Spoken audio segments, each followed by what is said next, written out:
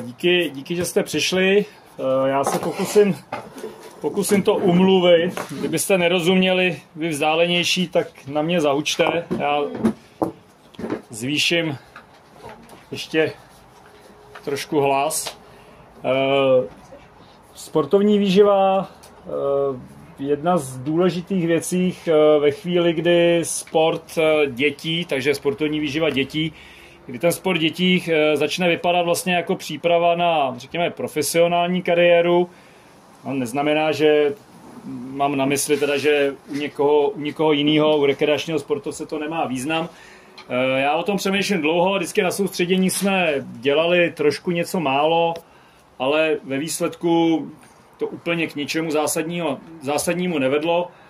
Já jsem začal sledovat děti na tréninku, začal jsem sledovat, jaké kondici mi přicházejí, jestli to je tím, že jsou unavený ze školy.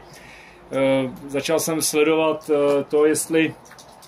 jestli si přinesou na trénink něco k jídlu, jak potom se ten trénink odvíjí, jak vypadají, jaká byla kvalita toho tréninku. Samozřejmě přišli do toho chvíle, kdy jsem hráče poslal pro pití a on mi řekl, to je dobrý, já to vydržím, 25 stupňů ve stínu, já jsem začal řvát, donutil jsem ho dojít si pro pití.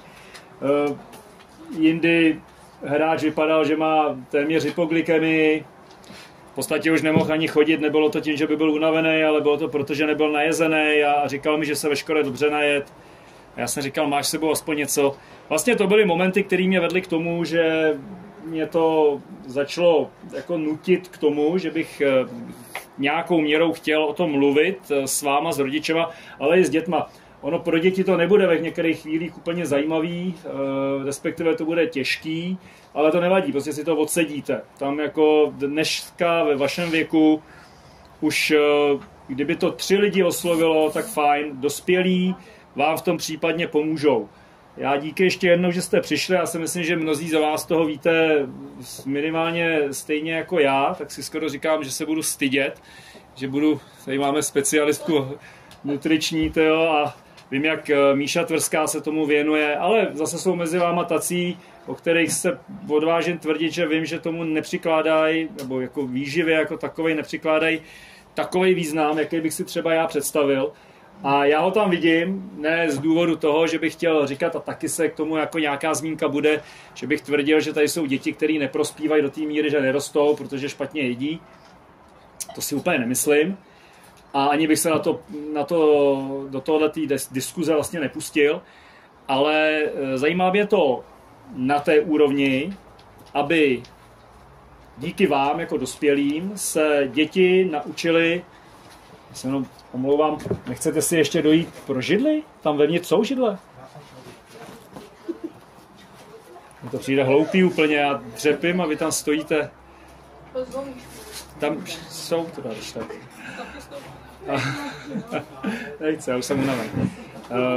Začneme to zajímat do té míry, nebo ten benefit tady toho povídání pro mě by byl v tom, že budu vidět, že vys v neděli na mistráku dohráli se extrémně těžký singly, říkám hráčům, doplníte cukry, plníte sacharidy, jsem řekl, ty se půjdeš vysprchovat, jeden mi řekl v žádném případě téměř, byl donucen, druhý říkal ano, jo, pak jsem je tam viděl chodit s toastem, říkal jsem si jasně, oni to nedělají špatně, ale mohlo by to být ještě líp, mohlo by to být o mnoho líp.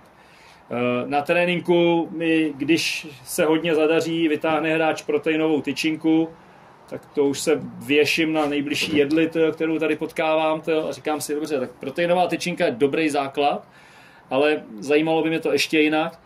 A samozřejmě to nevím, jak probíhá to stravování skrz den. Já vím to, že jsem vypozoroval bezpečně, že mi přijdou na trénink děti, který díky tomu, že nejsou najezený, nemají energii, tak nepředvádějí takový výkon, jaký by mohli.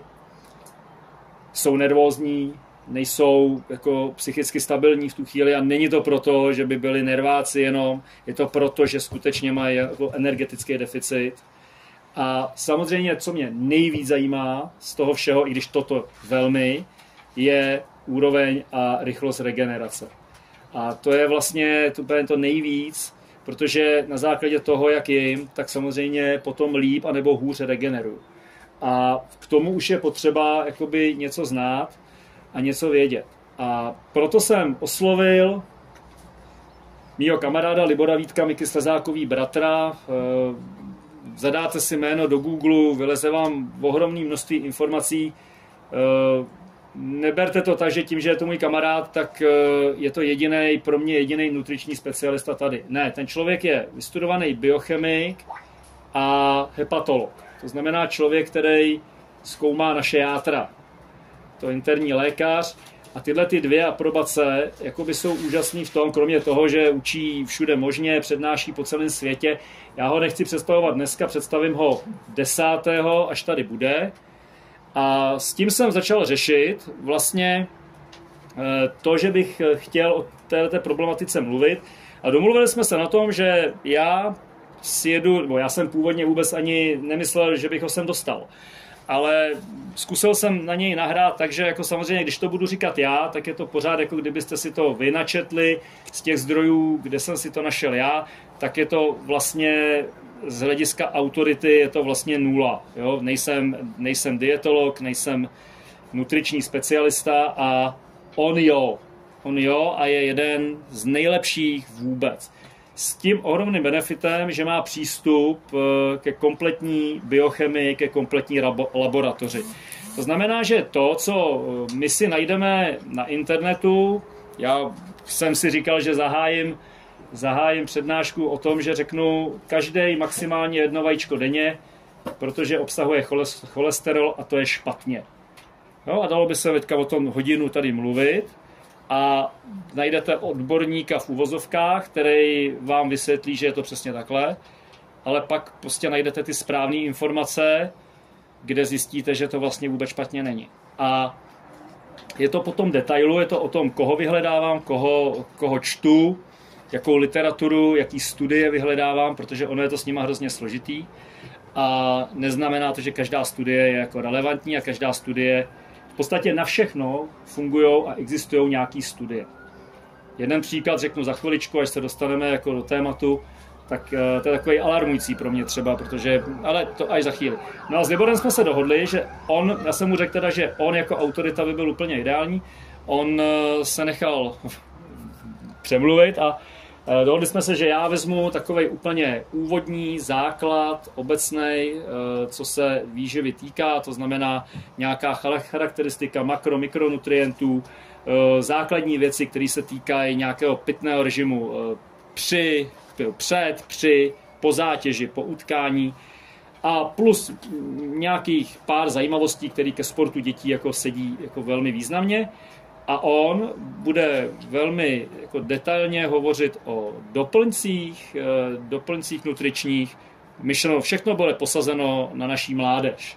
Takže ty doporučení nebudou situovaný, možná se nějaký zmínce dostane, já jako obecní populace, ale vesměs on ten rozdíl není vždycky úplně zásadní, ale v některých momentech ten rozdíl mezi jako stravou dětí a dospělých samozřejmě je.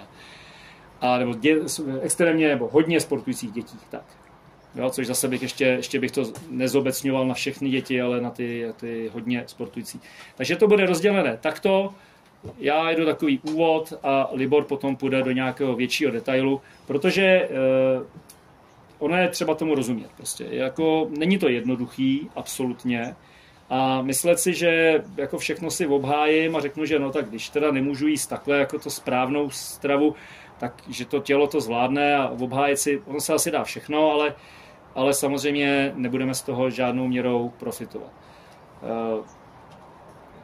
Kdyby z té přednášky vylezlo to, že naše děti tady ve skupině budou mít o něco lepší stravovací návyky, s tím, že si myslím a vím o některých, že už je velmi solidní mají, že budou díky tomu mít lepší výkonnost sportovní, to znamená, že je nebudou potkávat ty, nechci říkat kolapsový, ale únavový stavy prostě během zátěže a budou schopní absolvovat zátěž v několika dnech po sobě právě díky velmi solidní regeneraci, která je na výživě totálně závislá. Tam už to je trošku to už je alchymie, trošku velká, nebo ne velká, ale už je třeba o tom opravdu přemýšlet. A samozřejmě pro kohokoliv ten benefit je jasný. Jako takové to celkové zdraví toho organismu, ten well-being, ta pohoda prostě, jo, to, co chceme, aby se nám hezky sportovalo, tak to z toho samozřejmě vyleze úplně stejně. Půjdu rovnou k věci. Základní složky jako živin, nebo toho, co přijímáme, takzvané makronutrienty, všichni znáte. Začnu, máme sacharidy, tuky, bílkoviny. Já budu vždycky říkat nějaké zajímavosti, snad doufám, že to nebude pro vás. Kdybyste měli pocit, že to je extrémně jako jednoduchý a všechno znáte, tak se ozvěte. Půjdu třeba do většího detailu.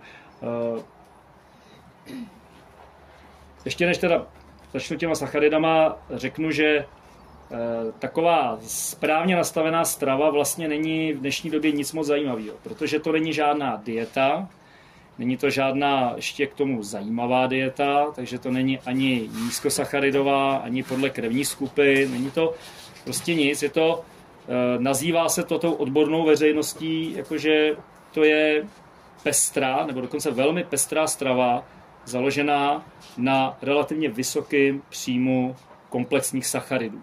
No a když se řekne cukr nebo sacharid, tak to už je jako skoro nadávka dneska, protože to určitě každý z vás jako zaznamená, že cukr, bílá smrt.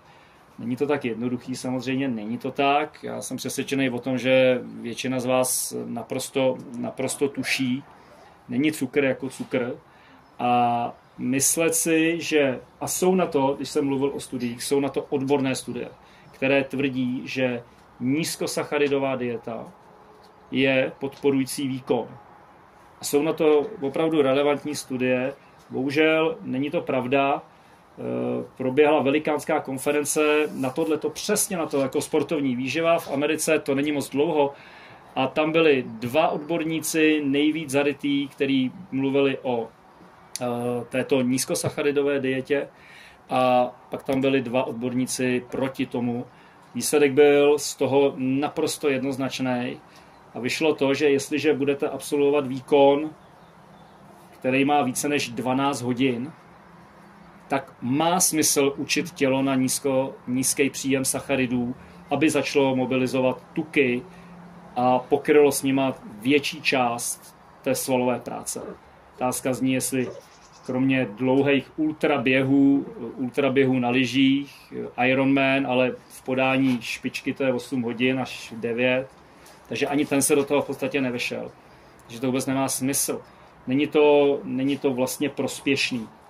A ty benefity, které by to přineslo, přinese až v takovéhle hodinové dotaci zátěže. Jo, takže to je jenom takováhle věc. Další velmi významná studie projela taková ta meta-analýza, to se veme u všechny ty studie na ta témata, hodí se to dohromady a vysype se nějaký závěr. Všechny, které jsou samozřejmě jako relevantní, myšleno. Ne všechny, které proběhly. Studie na 10 sportovcích, že jo, někde tamhle asi nemá úplně valného významu. A tato velhromná studie vzala všechny diety, které na světě existují, které se praktikují. Já to říkám schválně na začátku, abyste neměli ten pocit, že se to jako dá zachránit dietou a nahradit to, co jsem řekl na začátku. Jo? Ta bohatá, hodně rozmanitá strava. Vzala všechny ty diety a výsledek z toho byl hrozně zajímavý. Co myslíte, která byla správná? Jestli znáte nějaký, že jsou spousta diet, jo. Myslíte si, že nějaká dieta byla správná? Vylezlo z toho krásný závěr. Ten závěr byl, že na to, aby ty lidi, kteří je používají, zhubli, ty lidi, kteří mají nadváhu, teda myšleno, tak fungovaly všechny stejně. Zhubli, skutečně. Ale ne kvůli typu té diety, ale kvůli tomu, že jakmile si to začali hlídat tu stravu, tak samozřejmě snížili kalorický příjem, začali se třeba hejbat. Takže vlastně udělali okolo vlastně ty věci správně a tím pádem to bylo funkční. Ať už jedli vysoký příjem tuků, jo, nízký příjem bílkovin,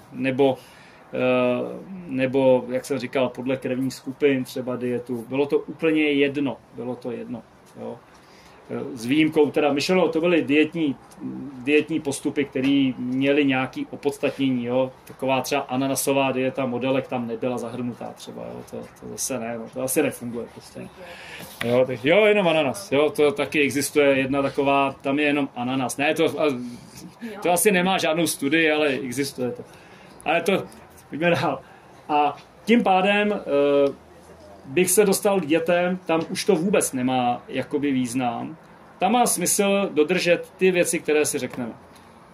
Dostávám se k tomu, odpichuju se teda od prvního. Říkal jsem, že ty základní živiny, makronutrienty, cukry, tuky, bílkoviny, lépe teda sacharidy, cukry, základní věc, smyslem jejich je pokrytí energetických výdajů organismu. Jo, takže výhodou je, ukládá se. Že všechno víte, nebo tady ty věci víte, přijmete ho hodně, uloží se, je to v menším či větším pořádku, protože se uloží ve formě tukové tkáně. Zásobu cukru každý má na zhruba hodinu intenzivní práce. To znamená, ten cukr je uložený ve svalech, je uložený v játrech, tam je zhruba 20 gramů. Hodina intenzivní práce je docela dost. Nicméně jsou tam samozřejmě výjimky, protože třeba u sportu, jako je tenis, nebo u sportu, který může trvat prostě hodinu, tak, a je tam přerušovaná zátěž, tak ta úroveň té svalové práce bude nějakou měrou klesat. A když ji budete chtít udržet, tak i při intenzivní hodině tenisu v horku budete mít kvalitní pitný režim, který bude obsahovat nějaký jonťák a v něm bude cukr. Nejenom teda ty minerály, ale bude tam i ten cukr. A budou tam rychle štěpitelné cukry. Tím se dostávám k tomu, že jsou ty dva základní zdroje, nebo dva základní typy cukrů, jsou tři, jakoby myšleno, ale nás zajímají ty jednoduchý, to znamená ty, který mají vysoký glykemický index, to znamená velmi rychle se rozštěpí, jsou okamžitě použitelný pro práci. To znamená, když jsem mluvil o tom mistráku, tam by byl ten sacharidový nápoj, protože byl single a hned měl následovat double, kde bylo jasný, že bude těžký. Horko, vedro přímo, očekávatelná zase jako dost dlouhá doba na kurtu. Tam ten sacharidový nápoj, který obsahuje rychlý cukry, to znamená glukóza, fruktóza, by byl enormně důležitý. Samozřejmě můžu mít potraviny ve formě ovoce, dostanu se k tomu potom, jo, ale to je ten detail, který mě tam zajímá. Jo? Ty kapsičky s rozemletým, přesní dávky třeba, to je extrémní zdroj jako, a dobrý, chutnej navíc. Když se tím nacpete večer v 11, tak to nebude dobrá varianta. Když to budete, a to souvisí s tím časováním, že jo, k tomu se dostaneme, tak to bude mít ohromný význam. Když jsem mluvil o tom, jak hodinu vydržíme pracovat intenzivně na tom cukru, který máme, ty data jsou takový, že popisují, že když se dostaneme na vyčerpání zhruba 1/3 z toho, co máme v zásobě, tak už ten výkon jde dolů.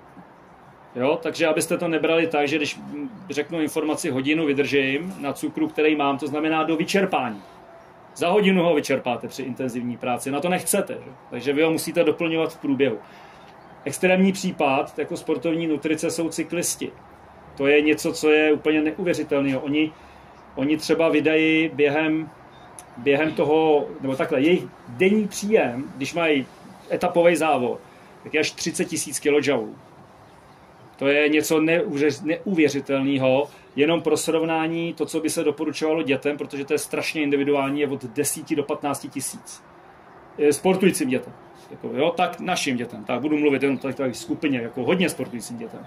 10-15 tisíc. Jo. Samozřejmě ty rozdíly jsou holky, kluci, menší, štíhlejší, silnější, svalnatější, starší už. Jo, ale, takže proto ten rozdíl jako je velikánský. Cyklista, takovýhle profi, 30 000, ale co je tam nejzajímavější, oni 20 000 snědí během té etapy.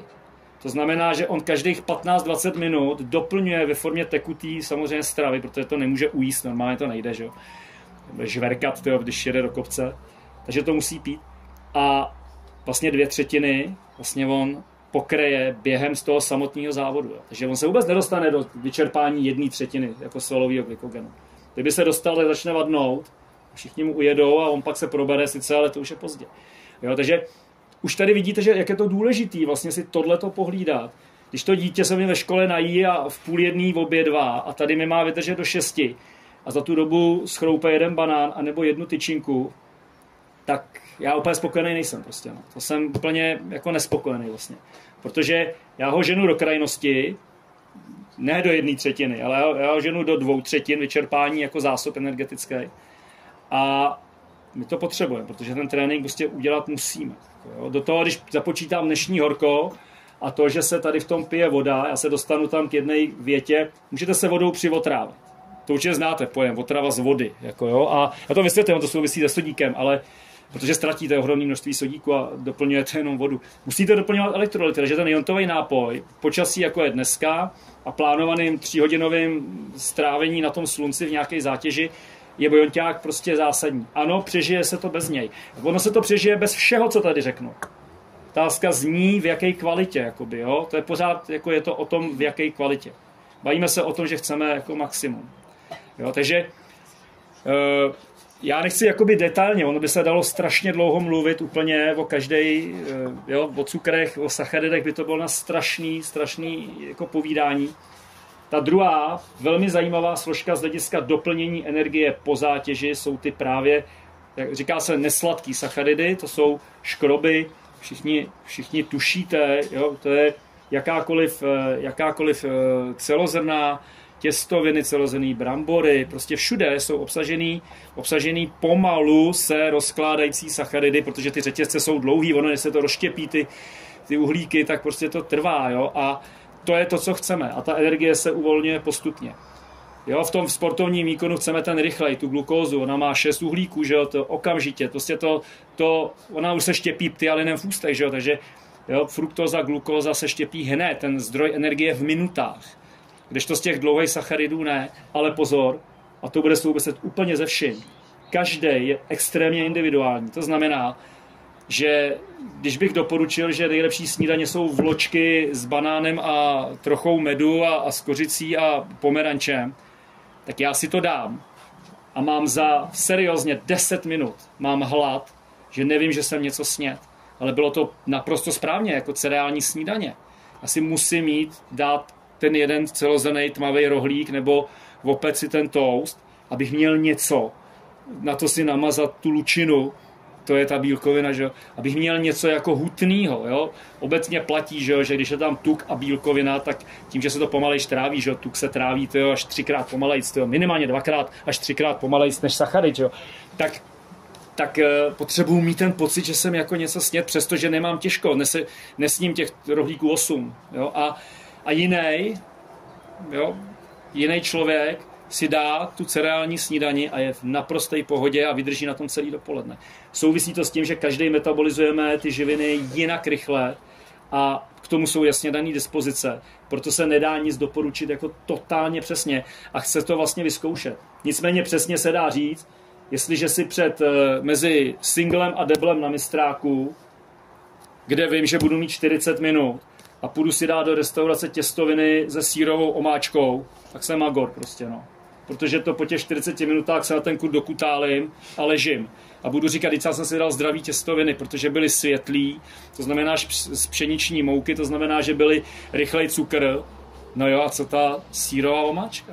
Jako jo, takže tam byla smetana evidentně, asi hodně tuku, že jo. A to se zpracovává pomalu. A to je ten potíž, takže já mám polovinu oběhového systému žaludku a mám jít běhat zprava doleva na kurt, jo.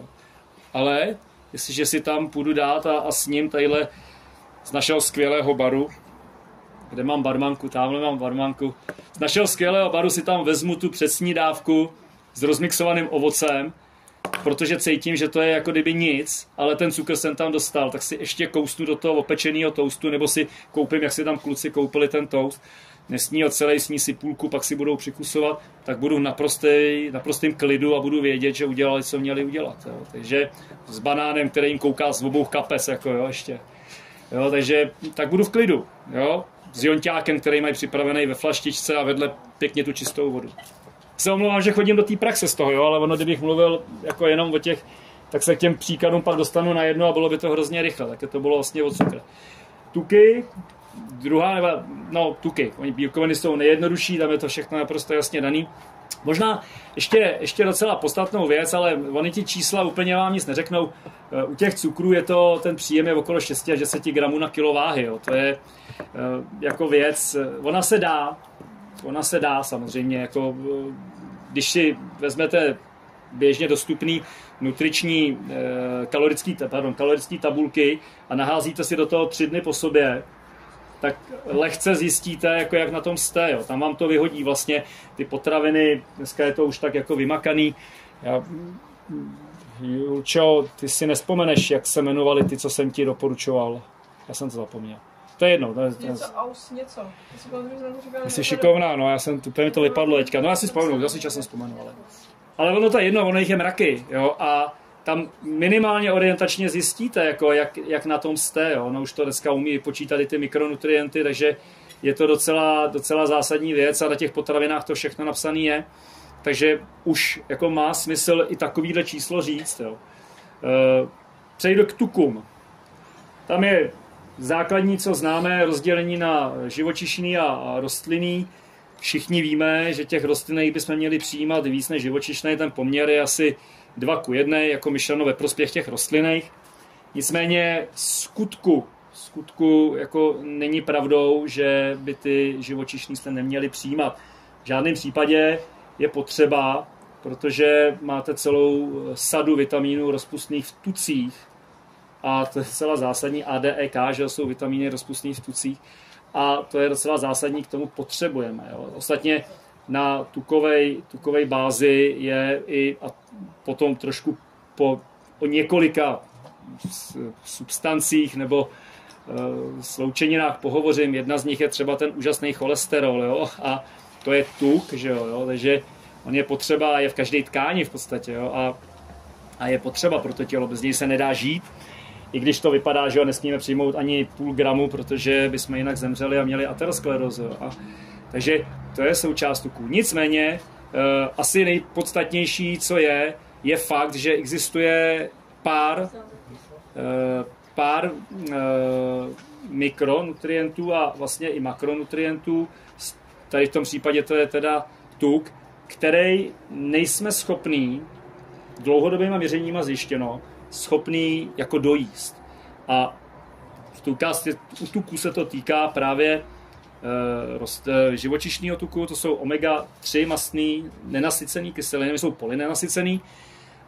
To jsou ty omega-3, oni jsou, určitě znáte i omega-6, omega-9. Rozdíl mezi nimi je zásadní, ty jedny jsou dobrý, ty trojky, 6, 9 nedobrý, se vždycky tak rozděluje hezky. Ale to dobrý, nedobrý má jasný opodstatnění. Tady není diskuze, ta odborná veřejnost se shodne na tom, že to doplňování těch omega-3 je zásadní a u sportovců, u běžné populace, absolutně, protože oni mají velmi silný protizánětlivý účinek. A vlastně jakákoliv zátěž, jakákoliv potom nemoc, jakékoliv procesy v organismu, které vedou do toho zánětliva, tak jsou problematický. A bohužel, ty 6 a 9, kterých je obsaženo v té běžné stravě mnohem víc, ten poměr by měl být zhruba 1:4, myšleno 1:3, 4, maximálně 5, myšleno 3 versus ty špatný. A běžná populace středoevropská má 1:15 a vejš. To znamená, že ty 3 vůbec, jakoby, jo. Ono se řekne, že jsou v rybách samozřejmě, jenže v rybách je to trošičku problematický, jak kdo, kolik sní ryb a pak je ještě další na dlouhý povídání, jestli to tam je nebo není. Má smysl, dozvíte se potom od Libora detailně, suplementovat tu část. Já se přiznám, že už jsem učinil krok a pro tréninkovou skupinu SCM jsem objednal omega-3, kde vím zaručeně, že to tam je. Po dohodě s Liborem, Libor si je nechal vyrábět a díky tomu, že má přístup jako do laboratoře potravinářského ústavu státního, tak je měřitelno, že tam omega-3, respektive ty nejdůležitější z těch omega-3, ty polynenasycený, jedno, nebudu vás zatěžovat těma názvama, EPA a tak tam jsou, ty jsou potřeba a jsou pro jakoby to potlačení těch zánětlových procesů v těle naprosto stěžejní. Takže to je jedna z těch věcí, takže to jsou tuky. Samozřejmě ten obsah těch tuků, víte dobře, že má smysl používat olivový olej, tam je ten extra panenský, má smysl. Co se míň ví, že velmi kvalitní tuky jsou třeba v řepkovém oleji. Jo? Takže to je druhá věc, která je podstatná v avokádu. Velmi často se z toho dělá něco, to je důležitý. Ryby, jsem říkal, semínka, ořechy jsou jasný. Já si myslím, že tohleto tušíte, víte. Doporučení hrst nějakých ořechů denně, která je zahrnutá do toho příjmu, má smysl. Jako z hlediska, je to pravda, na zdraví. Má smysl. Jenom jednou a v krátkosti řeknu, že cokoliv vám tady říkám, bylo konzultováno s Liborem. Jo. Já si fakt to nedovolím. Těch informací je tolik, že si nedovolím jako do toho vnášet vůbec svůj vlastní názor. Já ho ani nemám. Já si to prostě jako dlouhodobě sleduju a nějakou měrou mě to zajímá hodně moc, tak to, co tady je schváleno. Jo. Takže to je, abyste se nebáli, nebudu vám říkat nic zásadního, jako nic svého. Jedna, to není úplně důležitý, já jsem chtěl mluvit o kyselině olejové, která jako tlumí pohyby, motilitu žaludku a tím pádem je jako docela podstatná ve vytrvalostní zátěži, ale to jsou takové detaily, které úplně nechci vůbec o nich, už jako nechci vás natěžovat. Přejdu k bílkovinám, proteinům, to je hodně zajímavý téma, hodně se o tom mluví, dokonce se nazývá, že dnešní doba je doba proteinová. V podstatě v krámu, když se podíváte, tak protein je přidaný úplně do všeho. Vzniklo to jednoduše, prostě cukr se stal nepřítelem a protein je zásadní, protože se začalo tvrdit, že příjem bílkovin je podhodnocený a díky tomu jako neprospíváme. Ono to je teoreticky, to je jakoby pravda, je ohromná spousta lidí, kteří mají deficitní kalorický příjem. Logicky ti mají deficitní příjem bílkovin.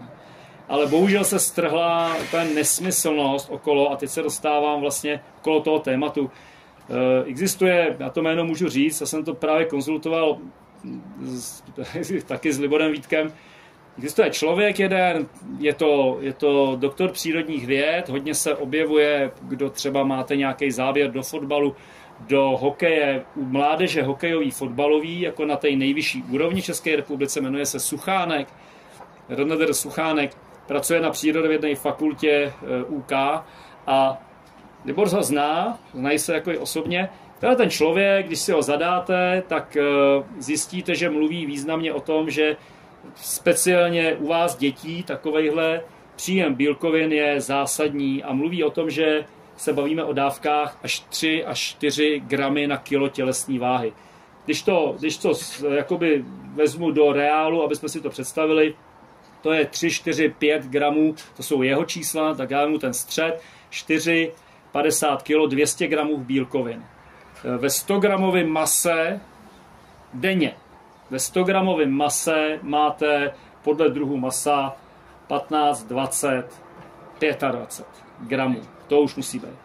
Takže se budu držet nějakého středního čísla. Tak si vemte, to se nedá v podstatě ujíst tohleto, pak, když to do sebe nebudete sypat doplňkem výživy ve formě nějakého sušeného bílku, prostě nějakým proteinovým nápojem. Dostanu se potom maličko k tomu ještě dál, ale protože ty gainery, které obsahují cukry a část bílkovin, proteinů, jsou jako smysluplný i tady v tom případě, ale to je jediná věc. Nicméně, když takovou informaci dostanete a dostanete k tomu informaci, že jak pakliže ne, tak oni zjistili, že ty děti jim nerostou a zjistili, že nerostou proto, nebo domnívali se, že nerostou proto, že mají málo bílkovin, protože oni všechny ty bílkoviny spotřebují na tu zátěž, už to je první omyl, jako zásadní. Protože bílkovina, která pokryje zátěž, to je až krajní případ. Do toho se odvážím tvrdit, se nedostane tady nikdo v té zátěži, co máme jako ani omylem. Já potom to vysvětlím detailně, to je celá podstatný asi. A to je to všechno krytý z cukru. A že vlastně nemají na to, že základní funkcí bílkovin, to je základní stavební část organismu. Všechny tkáně jsou z bílkovin. Že? A nebo ve všech tkáních jsou bílkoviny přítomny. A tím pádem oni je spotřebují podle jejich teze na tu zátěž, na ten bazální metabolismus. To znamená bazální metabolismus, aby vůbec jako jste žili, to je okolo 1500 kJ, 15 až podle zase množství svalové hmoty, vejšky věku, jo, 1500, 1200, 1500, 1800 kJ denně, abyste vůbec jako existovali. A nemáte žádný bílkoviny na růst. Je to blbost velikánská. Jsem to probíral detailně tohleto s Liborem. Libor říkal, že ano, že o tom ví a že to taky řešili a zjistili naprosto relevantníma měřeníma, že tam, kde ten růst byl pozastaven a pak se začalo jakoby řešit strava, určitě se zvedly i bílkoviny, ale zároveň se současně srovnala ta strava úplně jako perfektně, tak byl dostatečný, nebyl deficitní energetický příjem. A díky tomu ty děti začaly růst. To znamená, že rostly kvůli tomu, že měli dostatek energie pěkně v průběhu toho dne. Jo? Nebyli po zátěži úplně jako dead a tak dále. Ta regenerační fáze, ten spánek, jako tam to probíhalo všechno správně. Jo? Takže to byl ten dopad, jo? Že začali jíst obecně. Je to jako s těma dietama. Jo? Ať držíte, jakou chcete, vždycky budete jako na to myslet. Takže to děláte dobře. Já si nedám ten párek, jo? Když já držím dietu. A jestli je avokádová, nebo jo, je úplně jedno vlastně. Jo? Nedáte si ten párek, jo? To je v tomto vězelo vlastně. Jo? Bílkoviny víme, že jsou v rostlinné i v živočišné. Tady je to trošku že o stylech, vegetariánství a tak dále. Jsou esenciální bílkoviny, esenciální aminokyseliny jako základní složka bílkovin, proteinů, který si tělo neumí vytvořit. Ono si všechny syntetizuje, ale několik si jich vytvořit neumí a ty potřebuje nutně přijmout ve stravě. Jo, protože tím, že bílkoviny jsou podstatné pro prospívání celkového organismu, růst, svaly, kosti, imunitní systém, velmi významně. Tohle to byla docela zajímavá věc, že skutečně deficitní příjem bílkovin ukázal na mnohem vyšší nemocnost. Zejména respiračního nemocnění. To jo, to je zase něco jiného, to neznamená, že musím jíst 4 gramy bílkoviny na kilo váhy denně. Jo? K těm číslům se dostanu, ty čísla jsou nízká, takže téměř nezajímavá. Jo? A mi to vypadlo, co jsem chtěl říct, vypadlo. Ty bílkoviny, které potřebujeme dostat, je esenciální, tak je trochu problém, když nepřijímáme živočišnou stravu, je do toho těla dostat. Pravdou ale je, že se jako ví, že třeba cizrnový produkty v kombinaci s pečivem pokryjou úplně tu komplexní bílkovinu. To znamená, že obsahují jako všechny. Takže takový ty humusové pomazánky a to je docela zajímavá věc. Jo? A ono asi záleží na tom, jak komu to chutná, ale tato informace je velmi zajímavá, protože na tom se dá postavit minimálně část toho velmi, velmi dobrého jídelníčku a vlastně tím si neškodíte, že vám nějaký aminokyseliny chybí. Když jsem mluvil o tom, že mnozí mluví o tom, že je potřeba přijímat bílkovin hodně, ty důsledky nadměrného příjmu bílkovin jsou jako opravdu fatální. Jo? To není úplně sranda. Bavíme se o dlouhodobém nadměrném přijímání bílkovin. Ta norma, když jste tady dospěláci, u nás je to okolo 0,8-0,9 gramů na kilo. Já mám necelých 70, takže vím přesně, že bych jako sportující můžu jít až třeba na 1,2-1,3 gramu. Jo, takže tam se dostanu, si to vynásobíte. Děti se dostávají o hodnoty vejš 1,5 nebo 1,2, 1,5 až 2 gramy na kilo své vlastní váhy. Jo, což je důležitá věc. Tohleto třeba, když hodíte do těch kalorických tabulek, tak tohleto už oni umí a vyhodí vám, kolik tak asi za ten den. Jsem takhle moji dceru Juli navedl, ta zjistila, že je deficitní jako na těch bílkovinách v tomto poměru, tak si to začala a to si to jako vlastně hlídala. A vlastně nějakou měrou to zjistila takovým způsobem, že si prostě zadala 3 dny svého jídelníčku do kalorických tabulek. No, takže to bylo docela zajímavé. Samozřejmě s tím souvisí řada dalších věcí. Nicméně, když jich je moc, problém bílkoviny oproti tuku a cukru je zásadní. Když máte hodně cukru, že se nemá kam ukládat. Přesně tak. Vojta velmi a často dává dobré poznámky na kurtu. Oni se nemají jak kam uložit. Cukr si uložíte, tuk si uložíte, nechcete si ho uložit, samozřejmě, ale můžete. Nic zásadního se vlastně krátkodobě neděje. Bílkovinu nemáte kam, to znamená, že ona musí z těla ven. A to je ten zásadní problém, protože takhle se dá zjišťovat, kdo má nadměrný příjem bílkovin, aniž byste mu museli udělat jídelníček. Stačí, když ten člověk podstoupí jaterní testy, tam se změří určitý markery, to ALT, AST a tak dále. A to jsou markery, které ukazují na to, kolik dusíkatých metabolitů, odpadů, protože dusíkatý metabolity jsou ten odpad při syntéze bílkovin, tak ten odpad je, veškerý ty látky jsou dusíkatý a znáte určitě kyselina močová, močovina, kreatinin, neplet teda s kreatinem, jo, a k tomu se taky dostanu ještě. A to se změří a zjistí se, že těch dusíkatých metabolitů je tam ohromné množství. Samozřejmě to se děje v játrech, odtamtud se to musí dostat nějak ven, takže vylučovací soustava, ledviny.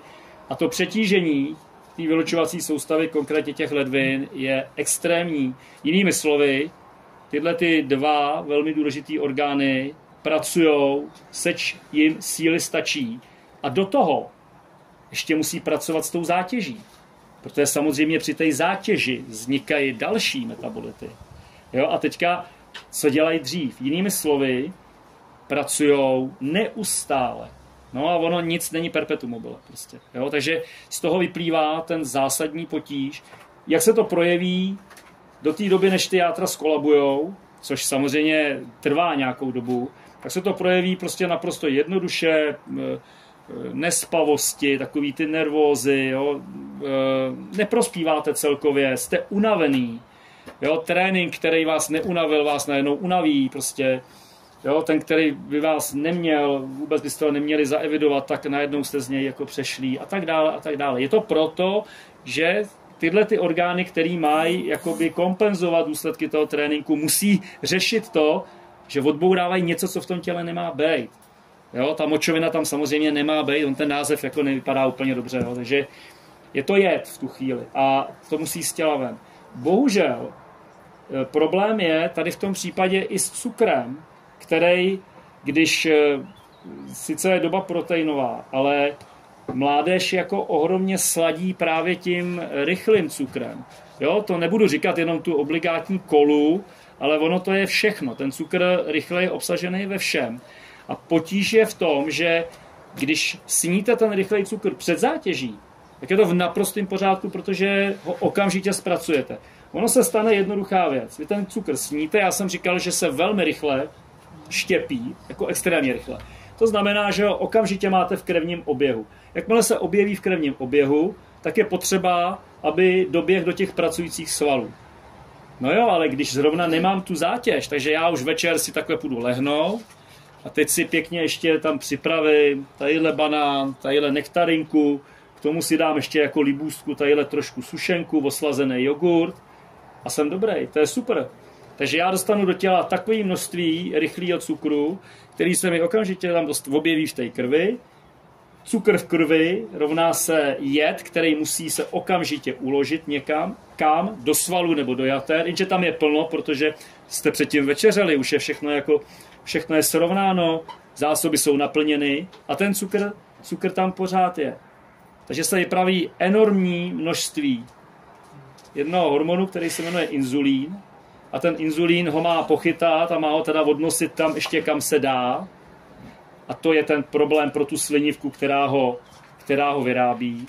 Protože když se tyhle ty stavy, kdy ten cukr není kam hodit, opakujou, tak ten inzulín se musí vyplavovat v extrémních dávkách a to tu slinivku unavuje. To je stejný princip jako s těma játrama. Takže když potom dítě, který od 13, 14, 15 let je na hodně sacharidové stravě, tak si zakládá totálně jednoznačně, jako na jistotu, jako ohromný metabolický problém, jako do budoucna, právě z toho důvodu, že si opotřebovává tu slinivku tadyhletím způsobem. Jo, je rozdíl mezi tím, když ten cukr má se kam, protože bude spotřebován následně na trénink, zápas, a nemá se kam jako dostat. Nebude potřeba, není k čemu. A to je ten potíž právě. Takže samozřejmě s těma bílkovinama ty se nemají ani kam. Ty se musí prostě, co se nespracuje, to musí ven.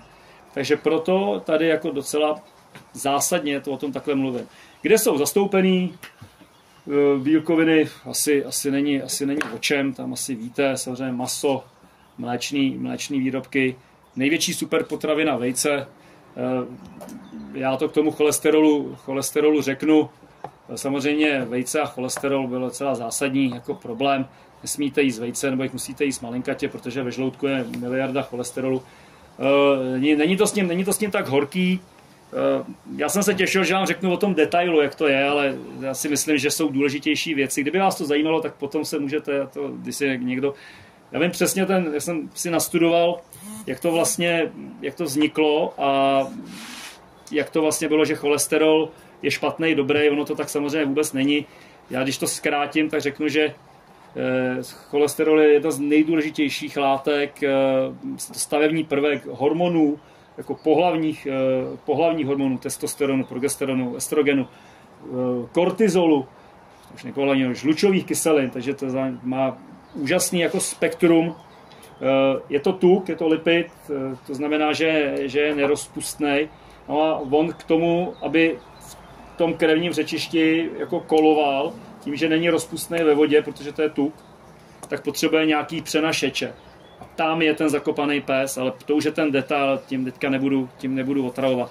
Takže když bych shrnul tu problematiku proteinu a tuku a sacharidů, tak bych to asi zakončil tím, že je daný poměr, který byste měli, jak by ta skladba toho jídelníčku měla za ten den být. Ten poměr, jak jsem říkal, ta, řekněme, dieta toho zdravého stylu, a to není dieta přímo, tak je vysokosacharidová s těma správnýma sacharidama, jak jsme říkali. Tak když bych si takhle, tipnete si, jak by měly být zastoupený makroživiny v tom celkovém příjmu, čeho nejvíc procentuálně. 100% je to ty tři, cukry, tuky, bílkoviny. Sacharidů nejvíc. Těch dlouhých. 70-20-10, není to tak nějak? 70-20-10 by si řekl, je to podobný, je to hodně podobný, malinko míň, je to od 55 do 60% těch sacharidů, z níž enormní část, zhruba 80% by měly být ještě ty škrobový, to znamená ty pomalý, jo, ty, co se pomalu rozpouštějí, pomalu trávějí. A pak jsou to tuky, tam bychom se pohybovali. A pak jsou až bílkoviny. No. A pak jsou až bílkoviny. V tucích bychom se pohybovali okolo 20-30%, okolo 15 až 20% bychom se pohybovali na bílkovinách. Jo, takže tohle je docela důležitý vědět. Možná některá literatura uvádí u těch bílkovin až 30%, ale to už je spíš myšleno na extrémní sporty, silový sporty a tak dále. Určitě bych to jako nedával jako do kontextu jako s dětským sportem. Tak bych zůstal třeba u toho skutečně 20%. A u těch gramů na kilo svý váhy. Pitný, nebo když jsem mluvil o makronutrientech, tak bych ještě měl zmínit mikronutrienty, ty jsou jako extrémně důležitý samozřejmě, protože v té pestré stravě, proto pestrá, aby tam bylo obsaženo tolik různých variant, že nebudete mít cokoliv deficitního. Bohužel, když jsem mluvil o makronutrientu, vlastně o určitém tuku, omega-3, který je prokázaný, tak stejně tak z těch mikronutrientů je prokázáno, že máme nedostatek vitamínu D. A to jako v podstatě celá populace, a to bez ohledu na to, jestli je zima nebo léto, jo? Což tím, že je tam provitamin D a působením slunečního záření a tak dále se nám vlastně vydáví v kůži. Byla dělaná studie na velikánské množství, to byly tisíce sportovců vytrvalostního charakteru, ale tak asi jedno, jestli vytrvalostní nebo nevytrvalostní. A tam se zjistilo, že 2/3 byly jako silně deficitní a to není úplně dobrý, protože vitamin D vlastně, někdy se mu říká, že to vlastně je hormon, jo, protože to spektrum té účinnosti toho Dčka je tak široký, že vlastně koreluje vlastně s funkčností jako hormonálních látek. On se, já nevím, co třeba si pamatuju, tak se angažuje jakoby v 2000 genech, což, nebo má nějakou práci ve 2000 genech. Ono prší? No, trochu. Tak se posuneme dovnitř? Ne, podle mě bude za chvilku víc. Jestli je to tamhle, no, tak to bych se posunul. Tak se pojďte, ne? Tak ať nemoknete, já jsem si to myslel, jsem slyšel.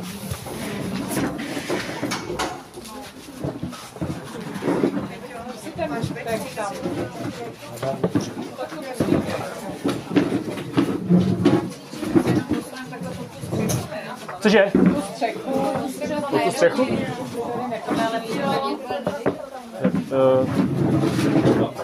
Tady se posuneme jenom po tu střechu.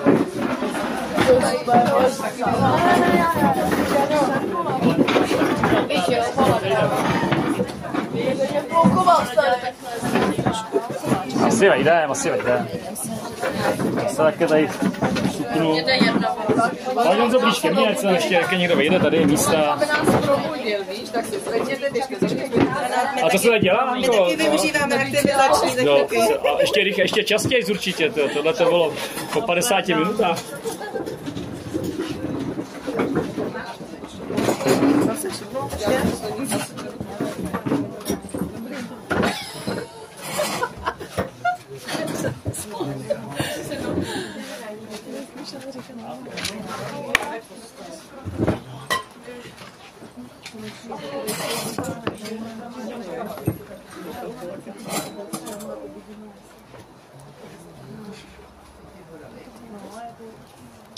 Tak hnedka pokračovat, takže vitamin D je to opět jeden z těch mikronutrientů, u kterého se odborná veřejnost shoduje na tom, že suplementace jako má enormní význam, a to speciálně teda u sportujících lidí, nejenom dětí. Jo. Samozřejmě těch zásadních mikronutrientů je celá řada. Ve sportu stojí za zmínku v podstatě 3 zásadní. Sodík, železo, vápník, samozřejmě dál znáte draslík, hořčík. Zase vybírám tyhle následujících důvodů. Když jsem říkal, že je možný se přivotrávit vodou, přivotrávit je jako silný slovo, ale můžete mít nevolnost z přepití se vody. Vznikne to jednoduše při enormním pocení,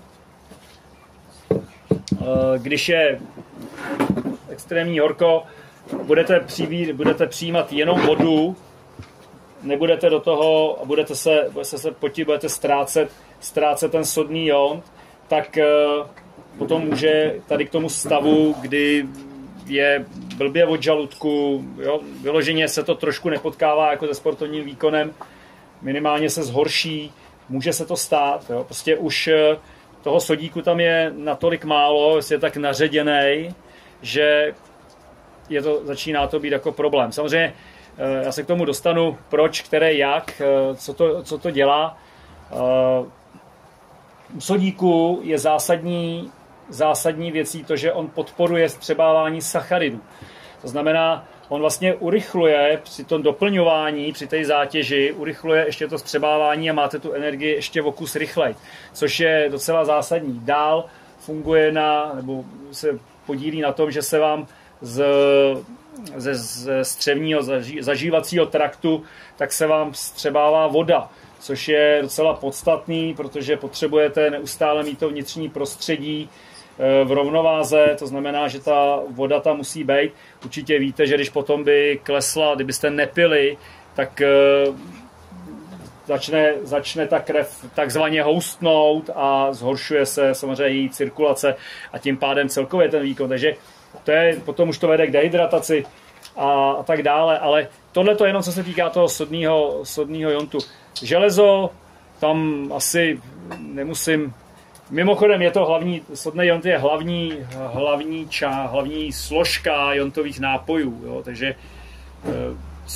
sodík, draslík, vápník a hořčík, to jsou hlavní složky v těch jontových nápojích, ať už těch, které jsou jenom jontový nebo jontovo-sacharidový, takže tam jsou ještě cukry navíc. Železo, není o čem, asi tady v tom případě ta důležitost je úplně jasná. Železo je součástí hemoglobinu, to znamená přenášení kyslíku krví.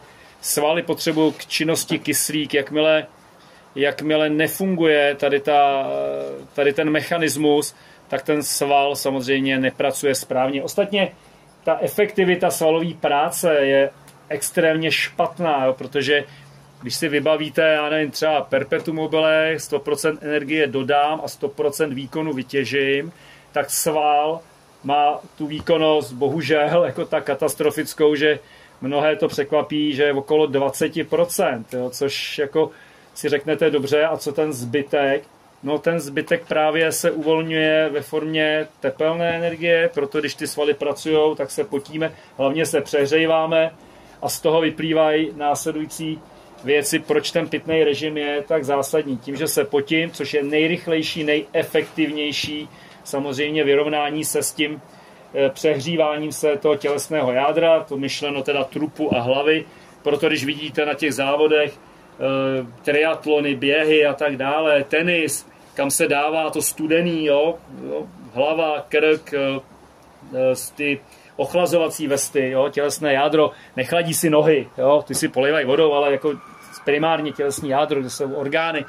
A samozřejmě železo je součást jakoby toho celého cyklu, té funkčnosti toho svalu právě díky tomu, že zabezpečuje to, aby ten přísun toho kyslíku do toho svalu, protože ten sval pracuje na základě oxidačních procesů. Když už pracuje bez oxidačních procesů, tak je potíž a vydrží to 2 minuty a je konec. Jo? Takže se zakyselíte a je po výkonu, takže musí oxidativně. Takže to železo tam musí být. Může to být problém. Vegetariáni jako mívají problém pak, že jsou vegetariáni z přesvědčení bez toho, že by řešili jako detail, anebo prostě nemají dobré zdroje, jsou jako zejména maso. Pochopitelně listová zelenina, otázka zní, kolik ujíte listové zeleniny denně, jako jo, potom, jo, takže ono taky jde o to, nejenom to vědět. Co je zajímavý, hodně železa je třeba v meruňkách, ale to třeba tušíte, že zde sušený ovoce různý, dá se to doplnit, ne každý chce jíst maso a musí to doplnit a dohnat jako jinak. Ostatně železo bylo, to je ta zajímavá v tom špenátu, že jo. Ovšem v tom špenátu to je problém, ono tam opravdu je, že jo, ale ono je vázaný na ty šťavelové kyseliny a tudíž je pro tělo v podstatě jako nevyužitelný, protože se vám nestřebá, jo, takže a jo, ještě s bílkovinama, přesně tak, no. Což mě připomnělo něco, co jsem neřekl, když jsem mluvil o těch makronutrientech, že vlastně, je taková poučka, se říká. A já jsem hrozně rád, že vlastně, když jsem začal tu problematiku řešit s Liborem, že výsledkem úplně v celém bylo, že svět se jako sice trochu zbláznil, ale pořád platí staré pravdy, jo, a to mám jako radost a že vám můžu říct, že to je všechno jako, že je všechno v pořádku, jako, jo, že nemusíme od zítřka jíst prostě bifteky k snídani, k obědu a k večeři, protože jinak to nepůjde. Ale existuje poučka, ty jsi mě na ní přivedla, Jarko, a to je o metabolismu tuků, že tuky hoří jak se to řekne? Plameni sacharidů. No, děkuju. V plameni sacharidů. A ono to je zajímavé, protože protože tahleta pravda je samozřejmě jako docela zásadní a bez ní vlastně by zase nefungovaly ty procesy tak, jak by měly. Ostatně ta látka, pro zajímavost, se jmenuje oxalacetát a je to teda látka sacharidového původu, která má vlastně tu funkci pomáhat štěpit tuky ze stravy, jo, což je docela podstatný. Ostatně, když jsou diabetici, tak tam je takovej marker, se říká, když by špatně si nastavil tu dietologii toho dne, špatně nastavil ty inzulíny, tak se může stát, že on by během spánku, protože by se dostal do hypoglykemie, tak by mohl zemřít a on pak je cítit aceton z úst u nich. Jo? A to je buď u lidí, kteří dlouhodobě hladoví, takže pozor, je to jedna z diet, jako hladovění, jo, přerušovaný půsty a tak podobně. K tomu bych se, já to nechám na Liborovi tohleto, protože ať to říká odborník největší, protože je to jako do určitý míry je to ohromná kravina, musí se o tom opravdu hodně znát, aby si člověk mohl něco takového dovolit a dětský sportovec v podstatě neexistuje. Jakoby, jo. Ale je to potíž právě takzvaných ketolátek, který se při tom dlouhodobém hladovění, to znamená, že je minimální příjem cukrů, tak se začne samozřejmě metabolizovat tuk, bílkovina a tuk, vzniká nadměrné množství ketolátek a oni se uvolňují i plícema, proto to je cítit z těch úst, no. Takže nejenom teda jako vylučovací soustavou, ledvinama, ale i z úst, proto když začne cítit aceton z pusy, tak je jako velký problém, no. Takže to je jenom, jako jsem si tak jako udělal poznámku, tohle to jsem si vzpomněl, že bylo takový celá zajímavý. To. A já se dostanu ještě přes já jsem neřekl věci, jako jsou vitamíny. Možná k vitamínům řeknu zásadní vitamíny, říkal jsem o vitamínech rozpustných v tucích. Hodně se ve sportu jede vitamíny antioxidačního typu, to znamená ty, které zmírňují ten oxidativní stres, vitamin C, vitamin E, zejména C se hodně promílá, že C má jako benefity pro sportovní výkonnost. Ostatně já jsem to taky dlouhou dobu jsem o tom hodně čet a zjišťoval. A bohužel se jako ukázalo, opět jsem to teda konzultoval i s Liborem tohleto, ukázalo se, že existuje, nebo že se shodly ty nejvýznamnější studie prostě na tom, že neexistují přímý důkazy, že by vitamin C přinášel benefity pro zvýšení sportovní výkonnosti. Tudíž jako varianty denně 1500 mg vitamínu C jsou absolutně jako lichý. Co se naopak prokázalo jednoznačně v případě zdravotních komplikací, respiračních onemocnění ve sportu, je vitamin C jako stěžejní, zásadní. Problém tam je jaký. K tomu nebudu to říkat, on tomu řekne Libor, vy si to zapamatujte, nebo já určitě vím, že se ho na to zeptám. Já chci, aby to říkal on, já to od něj už vím. Já jsem i potom čet nějakou studii a prostě chemicky nefunguje. Jo, takže toho můžete baštit, kolik chcete a v podstatě to... Dobrý je, že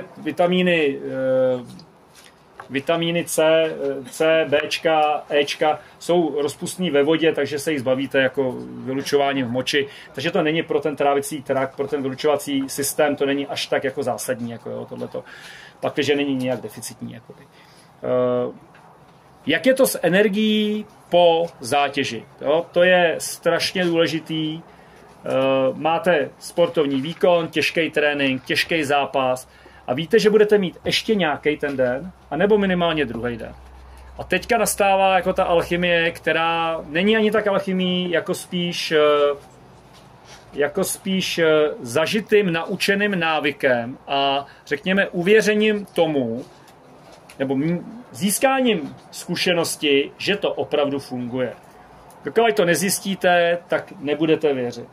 A když dodržíte načasování, proto se hodně často mluví o časování té nutrice jako celku, když dodržíte to časování, tak ty benefity regenerace jsou enormní a jsou znát. A když ho nedodržíte, tak pak, když nemáte tu zkušenost, tak se můžete domnívat, že prostě jste unavený tak, že prostě jste unavený. Basta. Holt to bylo tak těžký. A ono se ví, že když uděláte ten režim správně, tak to nemusí nastat ten stav. Ale je to problém toho zjistit, jako i tu druhou stranu. Nejenom, že to nedodržuju a ono to tím pádem nepřichází. Jakoby.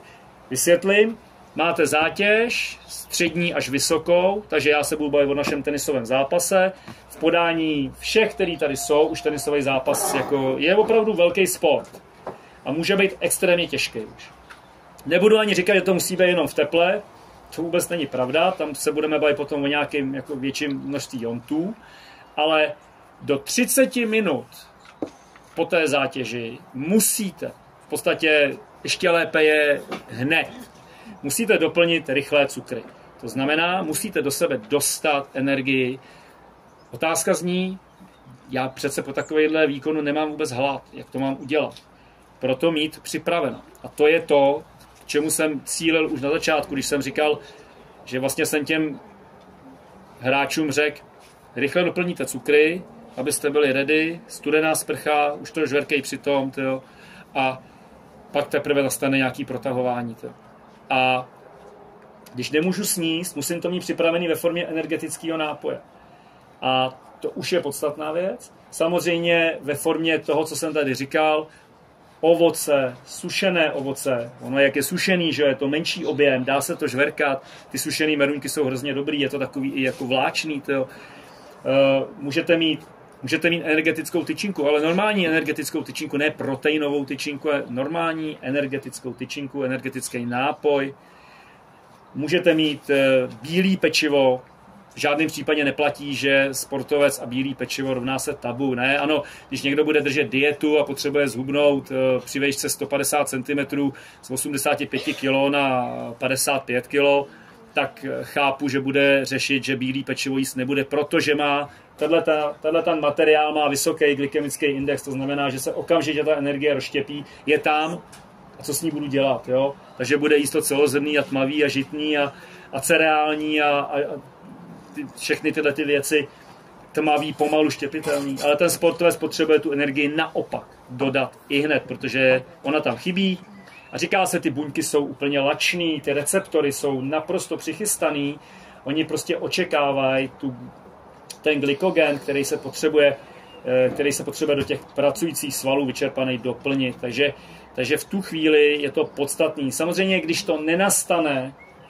tak to tělo si umí poradit, tělo umí syntetizovat, jednak potřebuje samozřejmě pracovat i s bílkovinami, umí si syntetizovat bílkoviny i z nebílkovinných zdrojů, znáte proces, nebo určitě někdo z nás, tak Hanka určitě to zná detailně, glukoneogenezi, prostě kdy i z nebílkovinných zdrojů prostě dokáže to tělo si ten glykogen prostě z nesacharidových zdrojů si dokáže ten glykogen to tělo vyrobit. Jo? Dokáže si ho udělat z vlastních bílkovin, ale to je to poslední, co chcete, protože jednak je to energeticky ohromně náročný. Takže je to problém. Když to štěpení jednoduchého cukru je energeticky absolutně nenáročný, to probíhá téměř samovolně. Takže v tu chvíli je jasný, jaký druh energie. To je i ten důvod, proč ta vysokosacharidová dieta, protože štěpení tuků je opravdu energeticky extrémně náročný. Takže to tělo to ani nechce dělat. To tělo to začne dělat, až když už nemá z čeho štěpit, nemá zásobu cukrů. Ono ty tuky štěpí částečně, jen tak jako malinkatě. Z toho vyplývají ty záležitosti pro rekreační sportovce. Chceš jít běhat, chceš, aby to bylo hubnoucí, běhají víc než půl hodiny. Jo, to nás nezajímá, protože naše děti potřebují úplně jiný režim, takže nebudeme mluvit o obecné dietologii. A 30 minut po zátěži doplnění rychlejch cukrů. Pak máte další interval, ten je zhruba 60 minut, je to okolo hodiny, tam by měla přijít. Samozřejmě s tím souvisí to, že nehraju za tu hodinu. Mluvím teďka o tom, co má přijít za doplnění jaký energie. Do hodiny by to měl být cukr s bílkovinama. Tady přichází na scénu právě ta forma těch gainerů, těch nápojů, kdy je jedna z mála forem, kdy potravinový doplněk s bílkovinou má smysl. V gainerech jsou obsaženy proteiny a sacharidy, jo, což v nějakém poměru, jo, ten detail nechme být, mixuje se to podle toho, co je na etiketě a to už má potom jako zásadní význam. Když toto neuděláte, opět je tam potíž, protože si prodlužujete dobu regenerace. Pak je tam další interval, to jsou 2 hodiny, do 2 hodin by mělo nastat takovýto dosycení, dojezení a vlastně odpočinek. Ta varianta 2 hodin předpokládá, že ten další výkon je zhruba za další třeba odpoledne až, jo, třeba dopoledne a pak odpoledne, nebo lépe druhý den. Když je to takový, že výkon jde za hodinu, klasika, na turnajích, hodina a půl pauzy, musí to být jenom na těch rychlejch cukrech. Jo, není tam určitě prostor pro tučnou stravu, vůbec žádnou, protože zase pomalá stravitelnost prostě, jo. Bílkovina minimálně. Jo. Takže tohle je třeba vědět, je to potřeba doplnit, tady má smysl prostě varianta potravinových nutričních doplňků. A kolik těch sacharidů do těch 30 minut? To je dobrá otázka. Je to strašně individualizovaný na kilováhy. Na kilováhy. Tam se udává okolo nějakých 5-7 gramů na kilováhy. Tam může už jako nastat. No. Takže jako hodně. Teď se bavíme o velké zátěži. Teď se bavíme o hodině. Teď se bavíme o opravdu dlouhém zápase, 2 sety, trvající 1,5 hodiny, tak pak se můžeme dostat na takovouhle hodnotu. Když to budou běžný, u každého průměrný 2 gramy, 3 gramy na kilo váhy, tak to bude hodnota, kterou určitě neskazíte a kterou je potřeba tam prostě dostat. Co je podstatný, ono musí docházet, když je ten zápas delší, tak je potřeba jakoby myslet dopředu a mít to připravený. Prostě existují 3 typy, nebo 2 základní typy jontových nápojů. Jeden ten typ je, že obsahuje jenom jonty, což je pro krátké doby zátěže, kdyby to prostředí, že se potíme, je horko, nebo ten jedinec se hodně potí, jo? Každý se potíme jinak, že jo? To je individuální hrozně. A nemá energii, protože není potřeba úplně jako doplňovat energii. A pak je druhý typ jontových nápojů a to je jontovo-sacharidový nápoj. A tam už je obsaženo, a tam je to i přímo napsané, kolik gramů ve 100, nebo kolik gramů na litr toho nápoje prostě uděláte z takový a takový odměrky. A to už potom jako má význam, když potřebuji doplňovat ty cukry během toho samotného výkonu. Jo, tam už to smysl má. A v našem případě není problém to, že bychom se bavili o sportovcích, kteří mají problém třeba jako s váhou, jo? Že si musí hlídat váhu, jo? Extrémní vytrvalci prostě nemůžou, jakoby, jo? Ty musí si hlídat pořád, aby byli lehký a tudíž jako tahali toho míň, takže ty nemůžou přibírat tuk, jo? Ty musí mít procento tělesného tuku prostě na hranici 3-4%, jo? A je to případ třeba, jestli sledujete biatlon, tak jste viděli Víťu Horníka, tak já vždycky o tom rád mluvím. On byl tučnej normálně jako biatlonista a loňskou sezónu byl fantastický, zlepšil se enormně a to je přesně jeden z pacientů v uvozovkách Libora Vítka, on je jejich lékař, že jo? A ten mu postavil jídelníček tak, že ten chlapík zhubnul jako 8 kilo, jo? 8 kilo tukový tkáně, jo? což ho katapultovalo úplně do jiné dimenze, ale nesměl ztratit sílu, jo? Nesměl ztratit svaly, jo? Takže, a to už je potom jako docela jako dobrá alchymie tohleto udělat. Já jsem nezmínil podstatný element v té stravě, kterým je vláknina. Platí tam zásady, vláknina obsažená, to asi tušíte, ona je v podstatě ve všem v těch celozrnných věcech, ve všem v pečivech, celozrnných pečivech, samozřejmě v bramborách, v ovoci, v zelenině. V zelenině nejvíc asi, záleží na těch dužinách, jako v dužině je vláknina. Je potřeba ji přijímat jako relativně vysoké množství, ty gramáže jsou jasný, dospělí, by se pod 30 gramů neměli pohybovat. Průměr české populace je okolo 15 gramů té vlákniny, spíš 10, jako jo, strašně málo. Jo, potíže nebudu zmiňovat, není podstatný, to je nadlouho zase.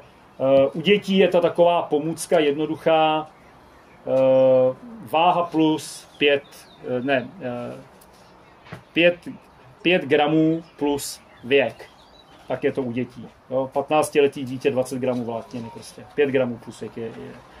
Jo? Zase v kalorických tabulkách to najdete a prostě dá se to, už to umí, i tu vlákninu to umí jako udělat, ale když je ten jídelníček pestrej, tak víte, jo, dokonce dneska si vymýšlejí takový ty věci, jako jak ty množství, aby to člověk neměřil, aby jako se nestal otrokem tady jako ty nutrice, tak se to jako říká, jo, u ovoce, zelenina, 5 kusů, 3, nebo ono to je, já to vím na gramy, ale tak třeba takový základ byl 5 kusů velikosti pěsti toho dítěte. Jo, menší dítě má menší pěst, takže to jablíčko může být takový, když je velký, tak má koule pěst to jabko. Prostě je to takový pomůcky. Já úplně nevím, jestli se to jako má, nemá říkat, ale používá se to hodně tohleto teda. Je to spíš o tom, jako, že když si jako kousnu do jednoho banánu denně, tak jsem nesplnil jako příjem vlákniny. Jako, jo. To bez debaty ne. Samozřejmě, když mám večeři, kde mám spoustu zeleninové přílohy, tak jsem jako úplně v pohodě. A jsem úplně nejlíp v pohodě, protože obecně to rozložení té stravy by mělo být směřováno od rána k večeru, by měly ubývat cukry a měla by přibývat právě ta zelenina, vláknina, jo, a bílkovina na závěr, prostě by tam měla být i v těch hlavních jídlech, dokonce i v té snídani. Je to pořád stejné, 3 hlavní jídla nebo 3 jídla v tom dni, takový ty modernosti, jo, dospělý, ať si dělá, co chce, a určitě já jsem toho dokladem, umím jíst v podstatě i jednou denně a ještě žiju pořád, ale tady se bavíme o dětech a o tom celkovém prospívání ve sportu a tam skutečně jakýkoliv ty intermitentní diety prostě nemají vůbec jako místo. Jo? Tam se musí průběžně, ten trávicí trakt je na to udělaný. Co je zásadní věcí i u dětí, přejídání se večer je potíž, protože to zhoršuje spánek. Těžký jídlo večer, těsně před spaním, zhoršuje spánek a tím pádem to samozřejmě kvalita spánku souvisí s regenerací a to je veliký problém. Větší regenerační mechanismus než spánek neexistuje. Spánek s výbornou výživou tvoří prostě totální jako rámec. Bez tady těch 2 věcí to nebude optimální. Takže když se večer hodně najím a zatížím ten trávicí trakt tou bílkovinou a tukem, tak on do rána na to maká. No a on na to musí makat, potřebuje k tomu energii. Kromě toho, že nespím klidně a tak dále a tak dále. Takže jo, spánkový hormony, regenerační, určitě tohleto všechno jako máte nějaký povědomí, tak ta regenerace toho organismu není taková. Jo, takže ráno se probouzíte unavený a příčina byla vlastně, že si ji nemusíte ani uvědomit. Jo. Není to tím, že den předtím jste měli těžký trénink. Je to právě tím, že jste ho nedokázali zregenerovat. Takže tohleto, to bych asi jako zmínil jako docela podstatnou věc. Samozřejmě tím neříkám, že když mám večer v 7, v 8 končím trénink a potřebuji jít v 10 spát, tak nebudu jíst, protože budu mít nekvalitní spánek. Ne. Na prvním místě je vždycky doplnění energie. Doplnění svalového a jaterního glykogenu. Prostě to tělo pracovalo, musí se doplnit zase do zásoby, do nádrže. Takže tam se najíst musí. Ale on ten metabolismus bude tak rychlej, protože to tělo splníte ty časy, o kterých jsem mluvil. To se střevá všechno hrozně rychle. Takže v tu chvíli to funguje. Jo? Takže tam to nebude mít ten problém. Jo? Tam to nebude. Samozřejmě záleží na té kvalitě. Jo? Na té kvalitě toho jídelníčku v takovýhle moment. Když jsou nějaký extrémy, tak to funguje. Prostě když je tam ta kvalita, tak to funguje. A teďka jsem něco ještě chtěl říct, aby to vypadlo. No, nevím. Teď nevím. Něco, co se týkalo toho večerního jezení. Nevím. Máte nějaký dotaz? Ne, už toho bylo moc. Já jsem říkal 1:15, už je to 1:20. Kdy má být poslední jídlo před spánkem? No. Nebo 2 hodiny? Tvrdí se 2 hodky, ale skutečně to jsou strašně orientační údaje, stejně jako když ti řeknu, že máš ty konkrétně přijmout 0,8 gramů bílkoviny na kilo váhy. Prostě. Tvůj metabolismus bílkovin není můj metabolismus bílkovin, já ho zmetabolizuju mnohem rychleji. Tohleto rychlost metabolismu, jo, 2 hodiny, 2,5 hodiny, 1,5 hodiny, tam strašně závisí na tom, co sníš. No, jako my záleží, jako večeříme hodně jako pozdě, ale záleží na té kvalitě. Takže jestliže to, já si umím úplně představit a odvážím se tvrdit, že teď se odvážím já tvrdit, že když to bude dobré maso se zeleninou, tak s tím nemůžeš mít vůbec žádný problém. Když to budou klasické hranolky se smaženým sejrem, já jsem, že jsem vybral jako prasárnu, ale když to budou těstoviny s extrémně tučnou omáčkou a bude toho porce, tak je to stejná prasárna v tuto chvíli, jestliže mi tam zbývají 2 hodiny do spánku. Jako, jo. Ale ta varianta první je úplně jako... Prosím? Jasně, protože jdeš spát trošku díl, takže je úplně v pohodě. Tam jde prostě o to, že když sníš něco, co je těžce stravitelný, to znamená vysoký obsah tuku a extrémně vysoký obsah bílkoviny, ještě víc ten tuk teda samozřejmě, tak prostě jako se to jako se to natrávit musí. A to prostě trvá. No. A ten tuk se tráví opravdu pomalu. Jak jsem říkal, to je 2 až 3krát delší doba než u cukru. Jako jo, takže je logický. Samozřejmě zase si nedáš večer, u toho dítěte mu nedáš jenom sacharidovou večeři. Prostě. Těstoviny s kečupem. Jo, to prostě neuděláš. To je zase blbě. Jako. To je zase blbě. Jako, jo. Tam prostě ti chybí jakýkoliv protein a to je prostě špatně. Jako, jo. Takže pravdou je, že se hrozně moc řeší jako druhý večeře u dětí. Jako, jo. To je přesně ten mistr Suchánek, ten o tom mluví prostě jako první večeře, druhá večeře, to jako, že bez toho jako ty děti nikdy nevyrostou a podobně. To není úplně pravda. Prostě, to není. Ale takový to dojezení se, jo, ještě něco málo, trocha bílkoviny, troška jogurtu, není vůbec špatně. Obecně platí, že jo, kde jsou bílkoviny, i v těch jogurtech. Čím je to hustší, ten mléčný výrobek, tím víc bílkoviny tam je, ale my víme, že v jogurtu, když je to obyčejný jogurt, kde nebudete koukat, když to nebude nějaký pěkný pacholík, tvaroháček, tak tam prostě bude 3 gramy a budete rádi, jako jo. 3 gramy ve čím je to hustší, no, tak obecně jako platí. Co? Smetanové jogurty, no, ono není, když si ten jogurt, to už je potom a to téma, jako když si ten jogurt půjdeš koupit na farmu a půjdeš ho koupit do krámu, tak to budou pořád jako bílej smetanový jogurt a rozdíl bílkovin bude v tom z farmy budeš mít jako 12 gramů ve 100 gramech a v tom z krámu budeš mít jako 3,5 gramu a budeš jako šťastná, no. Že to tam bude, no.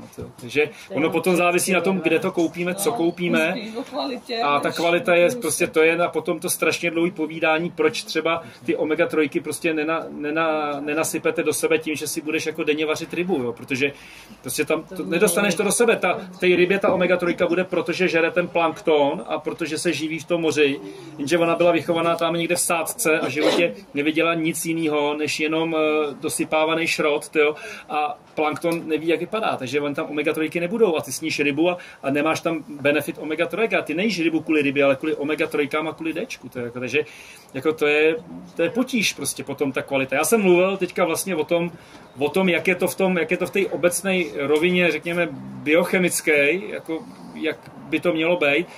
Kvalita potravy je prostě úplně jako jiný téma, jako jo, potravin. Já jenom pro děti poslední věc, ta se dá provázat, já vím, že to je dlouhý, ale tak hoďka čtvrt, máte jenom lehce. Poslední věc. Když přijde žízeň, pozdě. To víte. Když si chcete být jistý, nebo když záleží na co, ta žízeň je. Je to tak.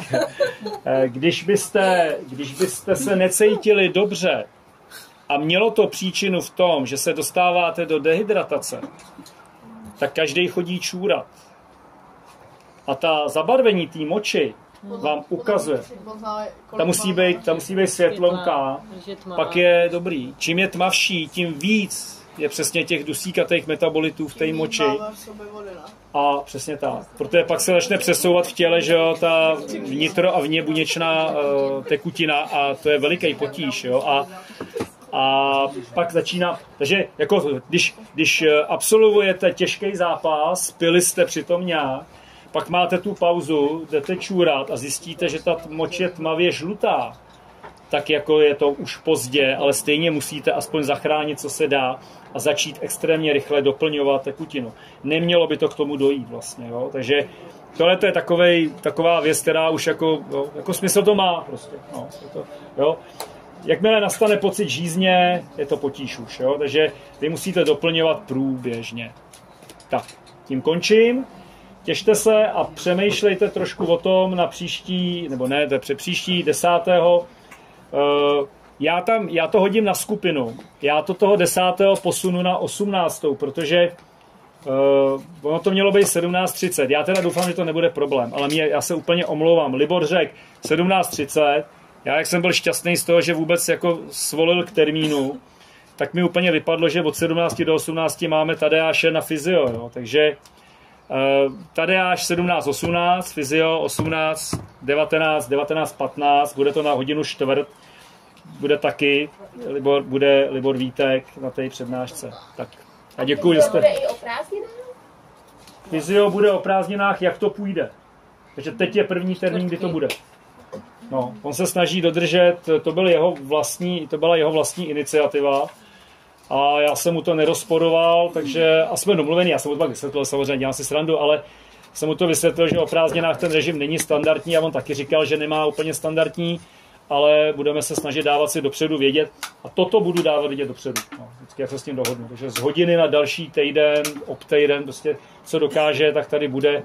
Myslím si, že tam může vzniknout i to, že to nebude jenom čtvrtek. Jako jo. Ale teď to teda na čtvrtek vychází, poněvadž s tím přišel už jako dopředu. No. Takže teď to čtvrtek bude. Takže tak. Takže děkuji, že jste vydrželi a dětem teda obzvlášť.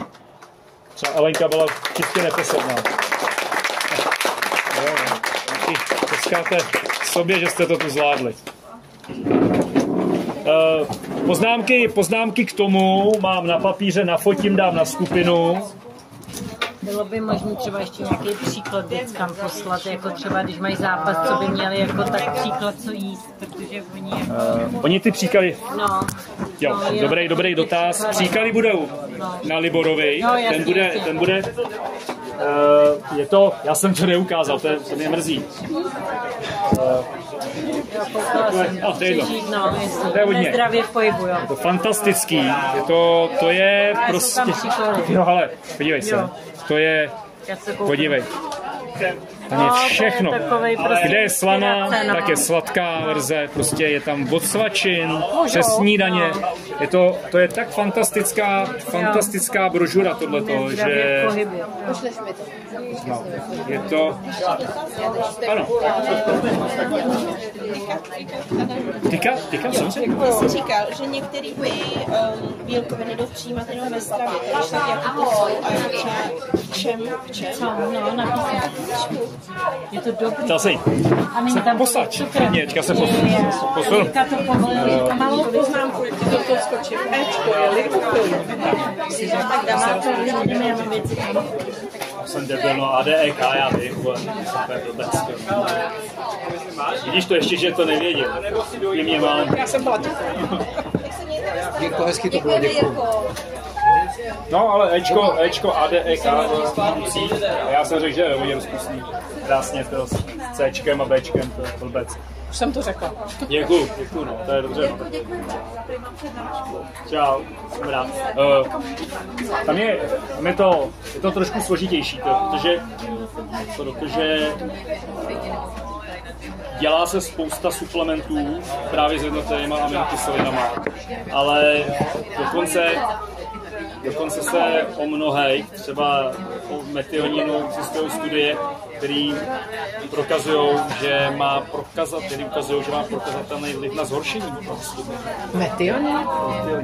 No, když to někdo bere jako bokem v podstatě na výživu vlasů nebo nechtů, že jo? Nadměrný dlouhodobý užívání. Libor mluvil o studii, kterou publikovali, vidíš, tady jsem tu jednu zásadní věc, ale Libor bude říkat, tohle to strašně moc se té nutrice jede v Austrálii. Ty stránky toho Australian Institute of Sport, to jsou fantastické stránky, tam jsou právě i ty funkční, tam jsou rozdělený, já to řeknu to jako, zase odběh od toho úplně. Běžnej živočišné stravě jsou zastoupeny kompletní spektrum všech aminokyselin, který je potřeba. Když ten člověk je vegetarián, ale tím pádem přijímá mléční bílkoviny. Tak to potom závisí na kvalitě těch mléčných bílkovin a aby to tam opravdu bylo. To znamená, že musí být kvalitní ty doplňky, ty potraviny, který se jedí. A s tím souvisejí třeba ty proklamované BCA aminokyseliny jako valin, leucin, izoleucin, který jako údajně mají mít jako fantastický vliv na regeneraci organismu, ale neexistuje jediná studie, která by to prokázala, že to tak třeba je. Takže tady je to strašně o tom, že proto odkazuju na ten Australian Institute of Sport, kde když se zadá, já myslím, že to chceš. Tam, když si zadáš jako nutrice a proklikáš se, já to proklikám, já vám to ukážu. Tak já se bude koukat. To bude nejlepší, no. Tam je totiž rozdělený veškerý nutriční preparáty do 4 skupin. Funkční a prokázaná jednoznačně funkčnost. Ty, o kterých se ví, že by mohly být funkční, ale zatím neexistuje dostatečné množství, jakoby to je Ačková skupina, Bčková, že by to mohlo fungovat. Asi ano. Cčko je totálně k ničemu a Dčko jsou zakázaný preparáty, to znamená steroidy, prostě a co to řekne, no, tyhle ty anabolika, steroidy, prostě, no, zakázaný preparáty. A na tom je úžasný. Oni teďka snad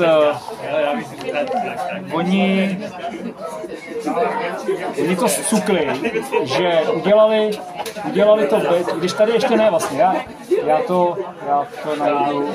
Jaká byla tvoje otázka? Na esenciální aminokyseliny, které musíš doplnit jako ve stravě, aby se... to je takový velký téma. Tak jako hodně obsaženo, ahoj. Je přesně těch cizrnových věcech. To znamená, že třeba ty pomazánky z toho mají jako zásadní význam, tam je kombinace, třeba co se neví, že v pečivu, když lidi normálně jedí pečivo, solidní, tak přijmou z toho denního příjmu až 15, jako okolo 15 gramů bílkovin. Pečivu je bílkovina. Ono se třeba neví, že třeba mák má velký obsah bílkovin. Jo? Přesně. Stejně dalo by se tady, zase jsem to asi měl říct, ale to navedu. Já co si vzpomenu, co jsem neřekl, aby to řekl, jako rozebral Libor, že si jako, když to tělo není chuťově zlikvidovaný a návykově zlikvidovaný debilníma návykama. To znamená, že jako Julie má spolužačku a ta si prostě má stravu založenou na Coca-Cole a bramborových hutýnkách. Jako, tak tam nemůžeš spolehnout na to, že si tělo o něco ještě jako umí říct, protože tam jako je jasná závislost na cukru, od těch dalších jako svinstvech, o soli a podobně, že máš přijmout maximálně 4 gramy denně, a ona jich má třeba 15 gramů jako tady v tom. A ještě navíc je nutričně slabá, že jako je nedostatečná, že jako přijímá, ona je hubená. Ty vole, ale protože nežere, že to je trošku jako a když se jí udělá rozbor, tak se zjistí, že je podvyživená. Že je podvyživená a že to je katastrofa, jako a její 18, jako což se musí jde jako hrozný. Tak tam jsem od toho odskočil, to jsem chtěl říct s tím, že jakoby kombinace pečivo, ta cizrna, luštěniny pokryje a tvrdí se, odborná veřejnost tvrdí, že tyhle ty 3 potraviny pokryjou komplexní aminokyseliny, který má 3. Což je dobrá zpráva. Dobře. Takže jako je spousta sportovců vegetariánů. Velká spousta. Otázka zní, jak kdo bude dlouho prospívat. Jak kdo to dělá dobře. Jako, ne každý, skutečně ne. Hele, co mi ten Libor nosí, ty informace, tenistky, dělal s Fevertovejma, pak se mu dostávali zpátky ty informace, jak na to dlabali, prostě říkal, tak s tím já končím, to má smysl. V biatlonovém týmu, Horníkovi dali nůž na krk, řekli, buď začneš fungovat a zhubneš, a nebo jdeš z Ačka ven, tak začala, jak mu to prospělo výkonnostně, Mikiska, ten si z toho dělá prdel. Ten je tak hloupej, že prostě, jako aby mu docvaklo to, co tady jenom já jsem říkal, tady ty elementární věci, tak nemá šanci prostě. Ten si jako myslí, že jestli to je párek chleba, tak nebo, každý svého s průzcem štěstí, že? Tady o tom prostě musíš jako už přemýšlet, prostě to je prostě zásadní už, Nechávám ti tu naši milovanou maminku taky pak někdy a tím přivezu Papa. Ahoj. Tak já se Jo, už vždycky jedu.